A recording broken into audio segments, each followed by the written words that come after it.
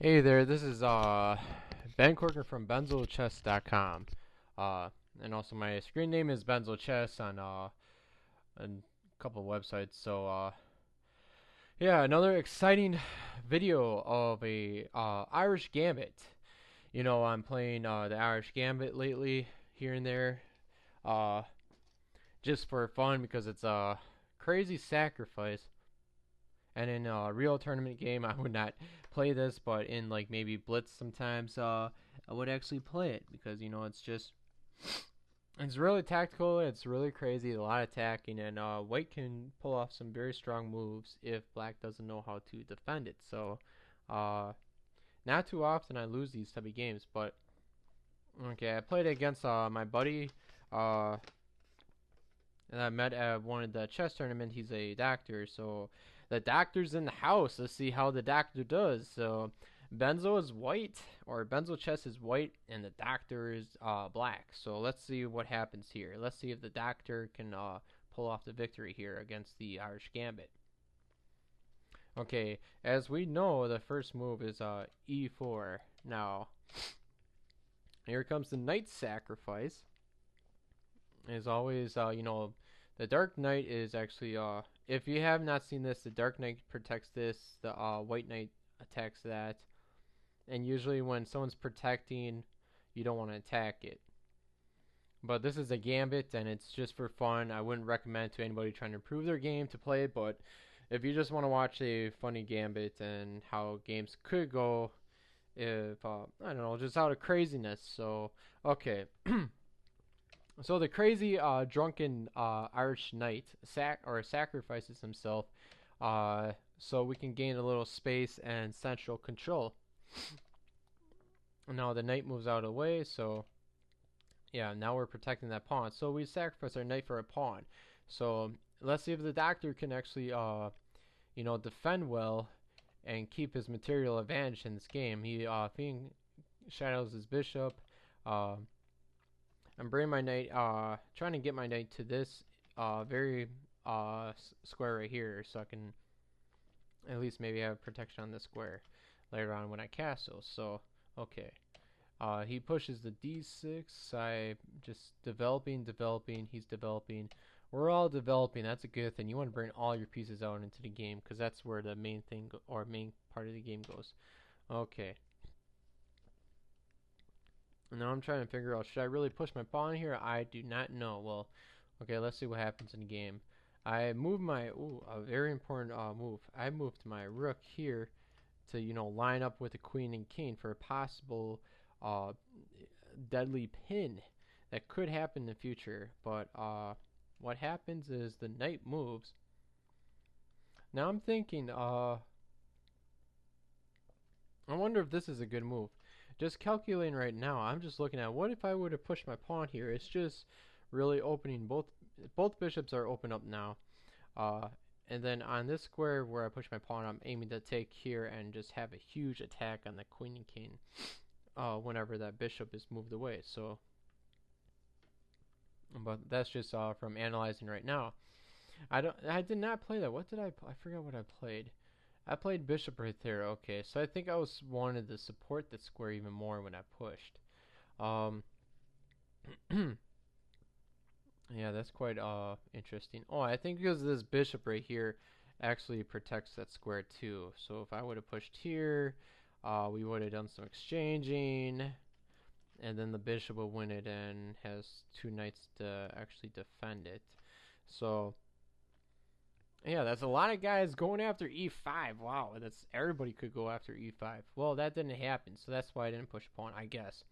But I think that's probably would have been the better move still. Okay, queen wants to attack and go for maybe a possible hopeful checkmate in the future. It just wants to be aggressive, but my bishop still protects it. Decide to move it back and attack the queen. The queen moves back here, and now what da da da. I am attacking the knight. My pawn moves up here to attack the knight, and this knight is in danger. Best squares to come right here. What just happened is what's the doctor doing? Is he drinking too? Is he drinking with the is his knight as drunk as the other knight. Wow, it's sacrificing his knight back to making it even play, so he's not. I guess he's doing a counter gambit. I guess a counter gambit, Irish Gambit. Okay, is that how it should be? Well, he castles, but now I just moved my h4 pawn. Why? I don't know. I think I'm gonna have some support with my knight. I'm guessing he moves his knight back to help defend something. My knight comes up. He pushes his pawn, but I decide I want to grab space by e5, attack the queen and tell it to go away, and find itself a I don't know, a better place. So queen comes to f4 here, trying to stir something up. But I decided to push my pawn again, try to open up his king side. He denies. He's attacking my knight. I decide I still took. Interesting. Okay, well, at least his king's a little bit more open up now, but we're both open up. I'm gonna chase his queen away. Maybe I'll trap it somehow. And goes over there. Attack, says the knight. So this is the knight that has not been drinking yet. He pushed it there. Now I was thinking here for a while, what am I gonna do, man? Oh my god, I got the perfect fork. This knight here has the perfect fork, right? Isn't it? Isn't that the perfect fork? Well, not as perfect as the royal, but oh man, that's just awesome. So this is a square right to go. I touched the knight and I was about to move it here and I'm like, wait, bring it back. I know it's touch move. I know I have to move the knight. And I see something. This bishop is guarding it. Uh-oh. I can't jump there because my knight will be unprotected. Yes, it'll be forking, but I will lose a knight. So I moved it there. That way I don't lose a pawn. And then he decides to take and tries to open up my king even more, which he does. But does he have enough attacking power to really attack my king? I don't know. Let's see here. He decides to bring his rook into the game and tells the pawn he's going to gobble it up. My queen says, no way, Jose. Not today, my friend. So now the queen comes in and has a battery, or is making a battery, making connections with the rook, and wants to really aim for the square right here somehow, or even here. But there's a lot of play here and a lot of strategic planning you have to do to chase people away to make your threats good. So he's gonna have problems because of the two bishops. So let's see here. I move my rook up a little bit. Do I have any defense here? Yes, with this rook. So okay, I'm defending everything now pretty well. And we're even material. I think I'm slightly better here with the extra space I gain and a passer here. Okay, so what is he going to do? He moves his queen back. I thought it would have been better if he swung his other rook here. That would have made things exciting. I just don't understand. His, well, he's acting like the drunken knight, I guess. Well, I guess we're all drunken a little bit. So, okay, he moves his queen again. I attack this way. He's forced to exchange. When I take back, he denies the queen trade. Okay. I will take over the very weak file for him, which is now my file, the F file. He plays the crazy C5 move, but I decided to move my bishop back. Don't know if that's the best move. I thought maybe just, you know, playing here right now and just improving position a little bit. I think I just played that move too fast. Bishop B1 was a little bit too fast. Okay, takes. No, the queen is attacking the pawn, and it's really nothing. I have a fork and a pin. So let's see here. What does he do? I think rook to F8 looks really strong here for him. He should actually take his, which color will it be? I think he should take that rook and play it right there. to the square. I think that's a good move. What do you think? Nope. He wants to just attack. Now, is there a tactic here? I'm having a hard time. I don't see it. Let's cheat for a second. Let's see if the computer finds it. Give it 10 seconds. 5, 6, 7, 8, 9, 10. After 10 seconds of waking up the computer, let him analyze the board. He didn't see any tactics. He liked F3, and so did I. So that's what I played. But I did not talk to the computer this game, I promise you. Or otherwise, I probably would have won a long time ago. Let's see here. Knight C6. Yes, he played Knight C6. I don't know why. Maybe he's trying to attack this pawn here. I'm guessing something like that. So I played A3 to stop him from coming in. A bishop sacrifice? Well, what is the doctor doing? You should know if the board is pretty open, not cluttered with pawns. I mean, with a sacrifice, there's could be not much pawns on the board. So if with an open game, you know you want your bishops on the board in an open game. But he sacrifices his bishop. Are you crazy? I think he is trading a bishop for 2 pawns, which I think trading his knight for 2 pawns is a lot better than trading his bishop for 2 pawns.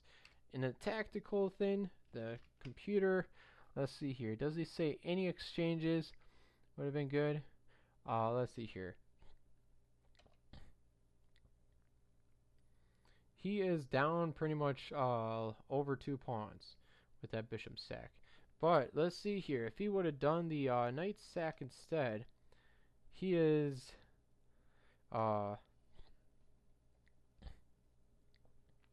give it exactly 10 seconds, maybe 15, because you know what? It took like less than 10 seconds to say that sacking the bishop, trading bishop for 2 pawns, is being over 2 pawns down, and right now it's saying it's just a pawn and a half down. So yeah, it's still losing, but taking with the bishop is a lot worse. Okay, so takes, he's attacked with a knight on move over. He moves there to fork, I guess. And my bishop covers a very important diagonal, which I like. He moves his queen to check. Let's give this guy a check, right? So I'm going to block that check. He takes, I take, and he takes there. But you know what? I don't care. I'm going to make the threat of coming here, knowing that his rook's there, but waiting for the right move. He pushes there with his pawn, just took a little step. I bring my bishop in because I plan on coming here for a check. That's what my plan is. Okay. Uh-oh. Not a good move.